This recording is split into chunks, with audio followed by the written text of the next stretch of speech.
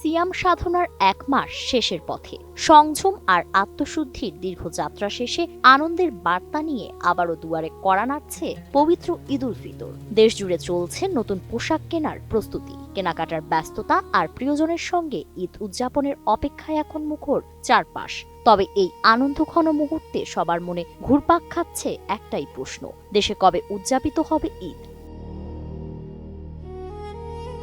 প্রচলিত রীতি অনুযায়ী সৌদি আরব সহ মধ্যপ্রাচ্যের দেশগুলোতে শাওয়াল মাসের চাঁদ দেখার উপর ভিত্তি করেই বাংলাদেশ সহ বিশ্বের অনেক দেশে ঈদের সম্ভাব্য তারিখ অনুমান করা হয়। তাই স্বাভাবিকভাবেই কোটি কোটি মুসলিমের নজর ছিল মধ্যপ্রাচ্যের আকাশে।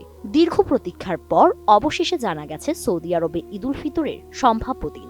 দেশটিতে বুধবার শাওয়াল মাসের চাঁদ দেখা যায়নি, ফলে সেখানে পূর্ণ ৩০ দিন রোজা পালিত হবে এবং শুক্রবার ঈদ উল ফিতর উদযাপন করা হবে বলে জানিয়েছে আন্তর্জাতিক গণমাধ্যম।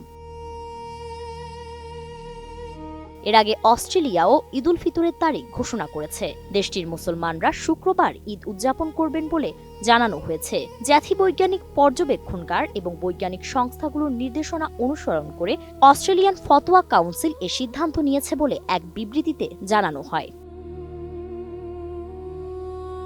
এদিকে সিঙ্গাপুর প্রচলিত চাঁদ দেখার পরিবর্তে জাতিবৈজ্ঞানিক হিসাবের ভিত্তিতে ঈদের দিন নির্ধারণ করেছে। মধ্যপ্রাচ্যের আকাশে চাঁদ দেখা না যাওয়ায় সেখানে আরও একটি রোজা পালন করা হবে এবং শুক্রবার ঈদ উদযাপন করা হবে বলে বিভিন্ন প্রতিবেদনে উঠে এসেছে। একইভাবে তুরস্কও আগেই ঈদের তারিখ ঘোষণা করেছে। দেশের মানুষকে প্রতিদিন সুরক্ষিত রাখার প্রত্যয় নিয়ে সেফটি কেবলস সহ এলো সেফ সিলিং ফ্যান।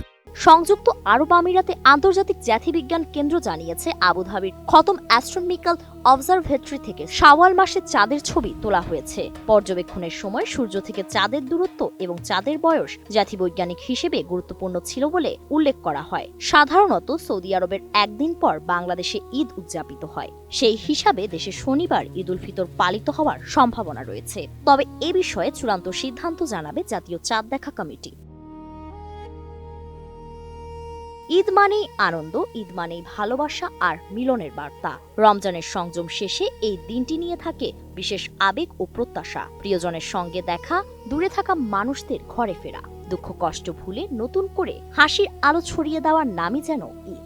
এখন শুধু অপেক্ষা সেই মাহেন্দ্র ঘণ্টি, যখন আকাশে দেখা মিলবে শাওয়ালের বাঁকা চাঁদ আর ঘোষণা আসবে খুশির সবচেয়ে বড় দিনের। ফারিন রহমান প্রীতি, এটিএন নিউজ।